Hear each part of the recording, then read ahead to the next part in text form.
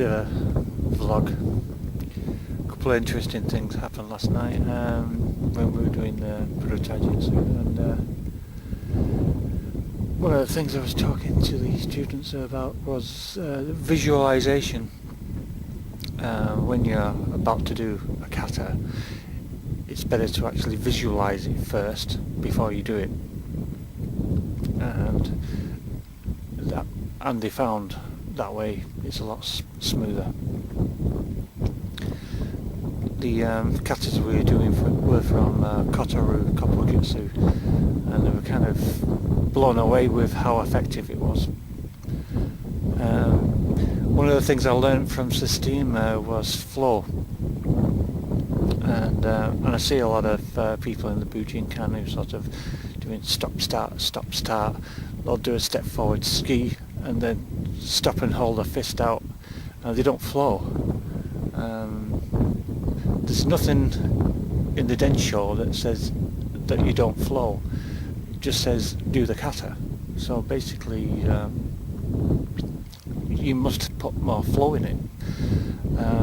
I know a lot of the videos that people put up, they're actually teaching. So they're stopping so the other students can see highlights of the kata. But often they get into a habit of doing this constantly, and I suggested last night that it would be better for them to actually do it flowing and then do it stopping and starting. So the stopping and starting is kind of showing how to do the kata moment by moment, and the flow showing how effective it is. Unfortunately, I personally think that some people don't know how to flow, and they're so used to doing kata stopping and starting, then that's all they can do now. I might be wrong, it's just a vlog.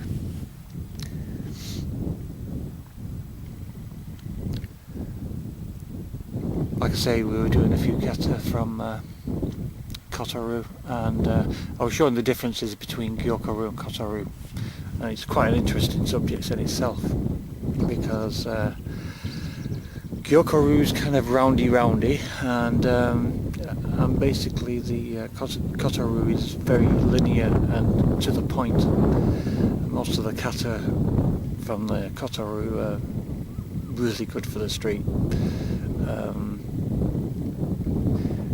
If you believe in the sort of Stephen Hayes sort of Godite type of thing, then you could say that Kotaru is quite fiery, to the point, straight in, finish them, and Gyokuru is kind of more of a watery sort of evading. Like the first kata of the Gyokuru is Koku, which is sometimes mistakenly said as Tiger's Sky, which is meaningless. If you look at the kanji properly, then it actually says empty space, empty, void, and space. And that's basically the kotsu, the essence of what the kata is trying to say, is that you are moving in such a way that the attacker is always attacking empty space. Another thing about Kotaru and Gyokuru is that they're kind of polar opposites of each other. The Gyokuru is the kanji of Gyokuru and Kotaru both have the kanji for bone in it.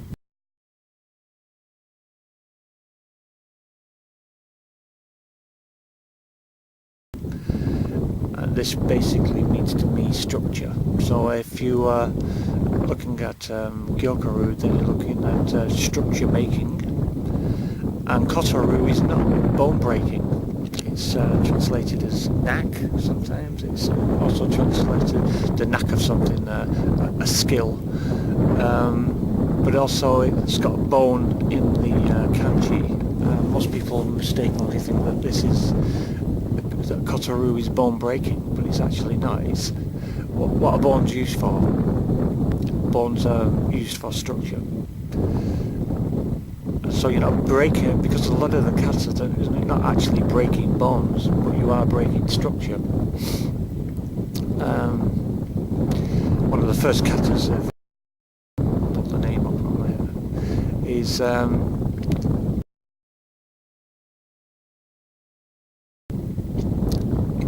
actually means to stretch out a person. So basically you're breaking the structure.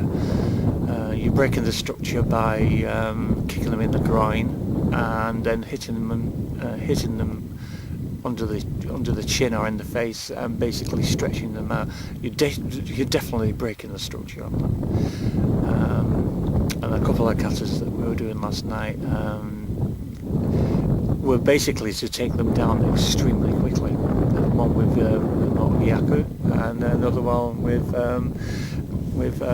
Kopo-ken to the Kimon, and then basically taking them down. So you're stepping back and then taking them down with a Kopo-ken to the Kimon.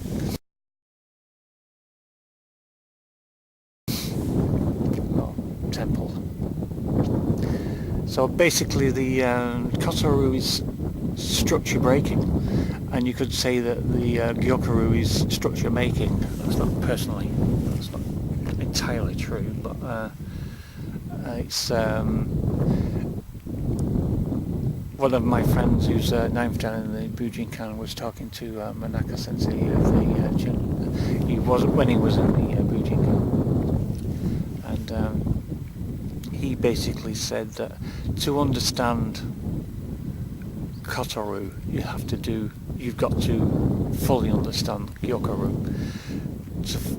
To fully understand Gyokuru, you have to fully understand Kotaru, and to fully understand Kotaru, you have to fully understand Gyokuru. They are kind of two sides of the same coin, if you want. And those schools are the ones that are actually most focused schools in the Bujinkan, rather than things like maybe Kokishinenru and Takagi Yoshinru tends to be just used in the sword and spear and yari work. And, but when it comes to actually fisticuffs, then Gyokuru and Kotaru are the main dish, if you want, of Gyokuru, of the Bujinkan. More on visualization. When you're doing a kata, or when you're doing anything, if you're going to go to a door and open it, your mind actually plays you opening the door before, on a slightly unconscious level. You have a dry run where your brain actually goes through the motions of you opening the door before you actually go through the motions of opening the door.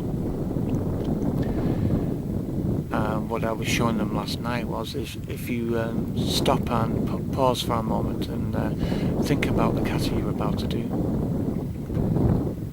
and then visualize imagining you're actually doing it, so you have all the feelings of actually doing it,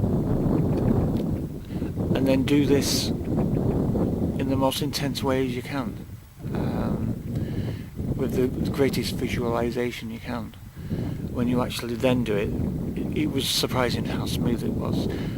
When you step back, visualize, then do the kata. When you've done the kata 1,000 times or something, you'll have all the body mechanics to go through the kata without having to think about it. But I'm talking about the first stages when you're learning something new. So when you're learning something new, everything seems a little awkward at first, and visualization helps a lot when you're trying to build skill up.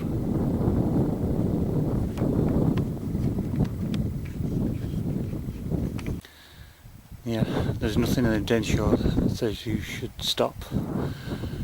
Hatsumi, from the first time I met him in 1987, all the time alive, he was saying.